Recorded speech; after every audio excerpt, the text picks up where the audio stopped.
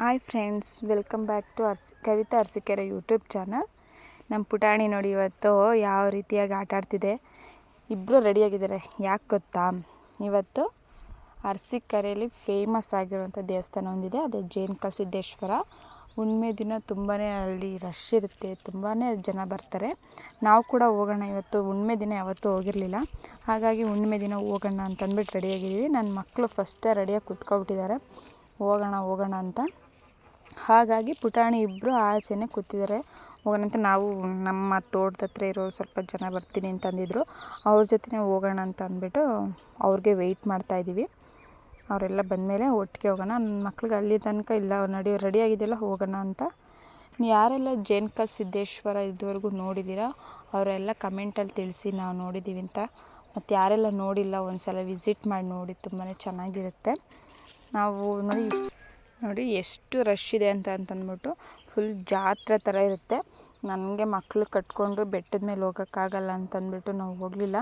ಮೇಲ್ಗಡೆ ಹೋದರೆ ದೇವರು ಸಿದ್ದೇಶ್ವರಂದು ರಿಯಲ್ ಆಗಿರುವಂತಹ ಪಾದದ ಗುರುತಿದೆ ಬೆಟ್ಟದ ಮೇಲೆ.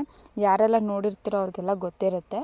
ಬಟ್ ನಿಮ್ಗೆ ತೋರಿಸೋಣ ಅಂತಂದರೆ ನನಗೆ ಬೆಟ್ಟ ಹತ್ತಕ್ಕಾಗಲಿಲ್ಲ, ಹಾಗಾಗಿ ನಾವು ಹೋಗಲಿಲ್ಲ. ಅದು ಯಾರಿಗೆಲ್ಲ ಬೆಟ್ಟ ಹತ್ತಕ್ಕಾಗಲ್ಲ ಅಂಥವ್ರಿಗೆ ಕೆಳಗಡೆನೇ ಒಂದು ದೇವಸ್ಥಾನ ಇದೆ. ಅಲ್ಲಿ ನಾವು ಪ್ರತಿ ಸಲ ಅಲ್ಲಿಗೆ ಹೋದ ಒಂದು 2 ಸಲ ಬೆಟ್ಟ ಏನೋ ಹತ್ತಿದ್ದೀನಿ ಅಷ್ಟೇ. ಇನ್ನು ಬಾಕಿ ಟೈಮಲ್ಲಿ ಆ ದೇವಸ್ಥಾನಕ್ಕೇ ಹೋಗಿ ನಾವು ಪೂಜೆ ಮಾಡಿಸ್ಕೊಂಡು ಬರೋದು.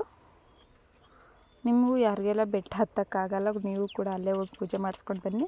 ಇಲ್ಲ ಇಂಟ್ರೆಸ್ಟ್ ಇದೆ ನಾವು ಹತ್ತು ನೋಡ್ತಿದ್ರೆ ಮೇಲ್ಗಡೆ ಹೋದರೆ ಸಿದ್ದೇಶ್ವರ ಸ್ವಾಮಿದು ಪಾದದ ಗುರುತಿದೆ, ಅದು ನೋಡ್ಕೊಬೋದು. ನೋಡಿ, ಇವರೇ ನಮ್ಮ ತೋಟದ ಹತ್ರ ಇದ್ದಿದ್ದವರು, ಇವ್ರ ಜೊತೆನೇ ಹೋಗಿದ್ದು ನಾನು. ನಮ್ಮ ಪಾಪು ಮಲ್ಕೊಬಿಟ್ಟಿದ್ಲು. ಅಲ್ಲೂ ಕೂಡ ಅಷ್ಟೇ ಫುಲ್ ರಶ್ ಇತ್ತು, ಅಲ್ಲೂ ಖಾಲಿ ಏನಿರಲಿಲ್ಲ. ಬಟ್ ಮೆಟ್ಲತ್ತಿ ಸ್ವಲ್ಪ ಜನ ಮೆಟ್ಲತ್ತಿ ಹೋದರು. ಯಾರೆಲ್ಲ ಆಗ್ತಾರೆ ನಂತರ ವಯಸ್ಸಾಗಿರೋಂಥವ್ರು ಅವರೆಲ್ಲ ನಡ್ಕೊಂಡು ಬರ್ತಿದ್ದಾರೆ.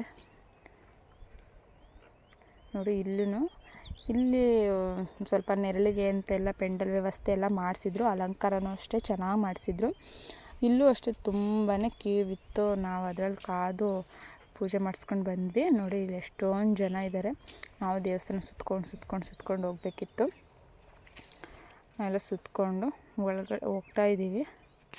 ನಾನು ಬೇರೆ ಅವಳನ್ನ ಎತ್ಕೊಂಡು ಹೋಗಬೇಕು, ಆಗೋದೇ ಇಲ್ಲ. ಪಾಪು ಮಲಗಿದ್ದವಳು ಎದ್ಬಿಟ್ಲು. ಅವಳನ್ನ ಕರ್ಕೊಂಡು ದೇವಸ್ಥಾನ ಪೂಜೆ ಮಾಡಿಸ್ಕೊಂಡು ಬಂದ್ವಿ. ಹುಣ್ಣಿಮೆ ದಿನ ಅಂತೂ ಇಲ್ಲಿ ಸಿಕ್ಕಾಪಟ್ಟೆ ರಶ್ ಇರುತ್ತೆ. ನಾನು ಯಾವತ್ತೂ ಇಷ್ಟು ಹುಣ್ಣಿಮೆ ಟೈಮಲ್ಲಿ ಹೋಗಿರಲಿಲ್ಲ, ರಶ್ ಇರುತ್ತೆ ಅಂತಲೇ. ಇನ್ನು ಇದೆ ನೋಡಿ ದೇವಸ್ಥಾನ ಕೆಳಗಡೆ ಇರೋವಂಥದ್ದು. ನಿಮಗೆ ಅಲ್ಲಿ ಬೆಟ್ಟ ಹತ್ತಕ್ಕಾಗಲ್ಲ ಅಂತಂದರೆ ಇಲ್ಲೋಗಿ ಪೂಜೆ ಮಾಡಿಸ್ಕೊಬರ್ಬೋದು. ಪೂಜೆ ಎಲ್ಲ ಆಯಿತು, ಹೊರಗಡೆ ಬಂದು ಕೂತಿದ್ದೀವಿ. ಸ್ವಲ್ಪ ದೇವಸ್ಥಾನದಲ್ಲಿ ಕೂತು ಎದ್ದೋದ್ರೆ ಸ್ವಲ್ಪ ಮನಸ್ಸಿಗೆ ನೆಮ್ಮದಿ ಅನ್ನೋದು ಕೊಡುತ್ತೆ ಅನ್ನೋದಕ್ಕೋಸ್ಕರ ಆಚೆ ಕೂತಿದ್ದೀವಿ. ಮತ್ತು ಅಲ್ಲೇ ದೇವ್ರ ಪ್ರಸಾದ ಯಾವಾಗ್ಲೂ ಊಟದ ವ್ಯವಸ್ಥೆ ಮಾಡಿರ್ತಾರೆ.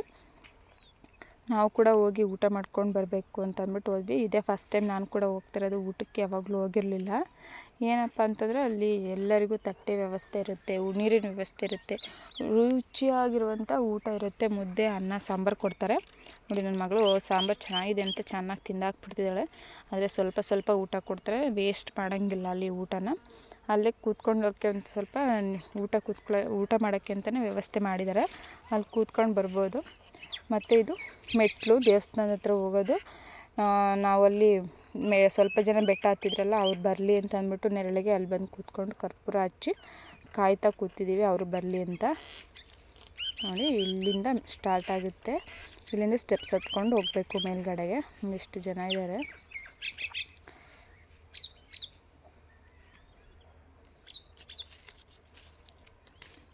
ತುಂಬ ಜನ ಇಲ್ಲೇ ಕರ್ಪೂರ ಹಚ್ಚಿ ಹೋಗ್ತಾರೆ, ಮೇಲ್ಗಡೆ ಹೋಗಲ್ಲ. ನನ್ನ ಮಗಳು ನೋಡಿ ಹೆಂಗೆ ಆಡ್ತಿದ್ದಾಳೆ. ಇವಳನ್ನ ಮೆಟ್ಲತ್ತಿರ್ಬೇಕಿತ್ತು, ಅವಾಗ ಕಾಲು ನೋವು ಅಂತ ಸುಮ್ಮನೆ ಕೂತ್ಕೊಳ್ಳೋಳು. ನಮ್ಮದು ಎಲ್ಲ ಪೂಜೆ ಆಯಿತು, ಊಟ ಆಯಿತು. ಇನ್ನು ಅವ್ರು ಬಂದರೆ ಹೊರಡೋದೇನೆ.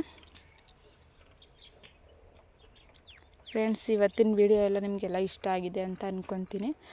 ಯಾರಿಗೆಲ್ಲ ಇಷ್ಟ ಆಗಿದೆಯೋ ಪ್ಲೀಸ್ ಲೈಕ್ ಮಾಡಿ, ಶೇರ್ ಮಾಡಿ, ಹಾಗೆ ಸಬ್ಸ್ಕ್ರೈಬ್ ಆಗೋದನ್ನು ಮರಿಬೇಡಿ.